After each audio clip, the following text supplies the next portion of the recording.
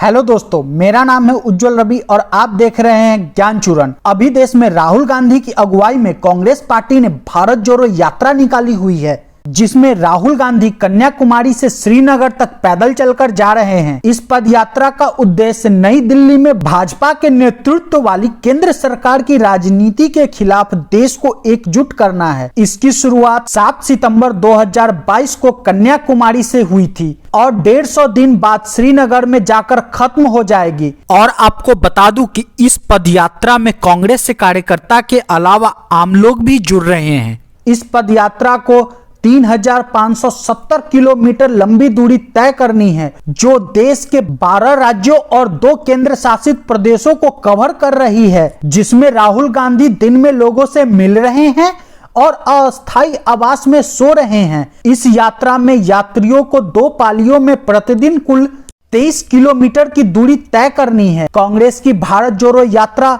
और 1983 में पूर्व प्रधानमंत्री चंद्रशेखर की लगभग 4260 किलोमीटर की भारत यात्रा के बीच कई समानताएं हैं। आपको बता दूं, भारत जोड़ो यात्रा कंटेनरों की मरम्मत के लिए 9 दिन का ब्रेक ले रही है। 25 दिसंबर से 2 जनवरी तक, फिर 3 जनवरी से यात्रा की शुरुआत होगी। कर्नाटक बीजेपी शासित पहला राज्य बना जहां भारत जोड़ो यात्रा पहुंची थी। कर्नाटक में राहुल गांधी की यात्रा को उन इलाकों में भी जन समर्थन मिला जहां कांग्रेस की स्थिति बहुत अच्छी नहीं है। इस वजह से राज्य के बीजेपी नेताओं को राजनीतिक और प्रशासनिक तौर पर सक्रिय होना पड़ा।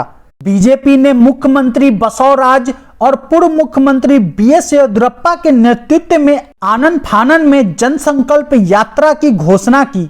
आपको बता दूं कि इसी भारत जोड़ो यात्रा के दौरान 4 साल बाद कांग्रेस की किसी राज्य में बहुमत की सरकार बनी। हिमाचल में कांग्रेस ने पूर्ण बहुमत से सरकार बनाई है। कहीं ना कहीं अब तक बीजेपी एजेंडा सेट कर रही थी और कांग्रेस एजेंडे के मुताबिक प्रतिक्रिया जताती थी, लेकिन अब यह उल्टा दिख रहा है। राहुल गांधी एजेंडा सेट कर रहे हैं और उस पर बीजेपी प्रतिक्रिया जता रही है। यह एक महत्वपूर्ण बदलाव है। एक तरह से यह अपने कार्यकर्ताओं में उत्साह भरने की कोशिश हो सकती है। अगर कुछ नहीं हुआ तो कम से कम कार्यकर्ता तो उत्साहित होंगे। मतलब कांग्रेस के दोनों हाथ में लड्डू है। और जहां तक लोगों की समर्थन की बात है तो वे राहुल गांधी को एक बार देखने ही सही, पर उनके इस पदयात्रा में आ जरूर रहे हैं। इससे पार्टी कार्यकर्ता का उत्साह बढ़ रहा है और कहीं ना कहीं इस यात्रा को लोगों का समर्थन तो मिल ही रहा है, क्योंकि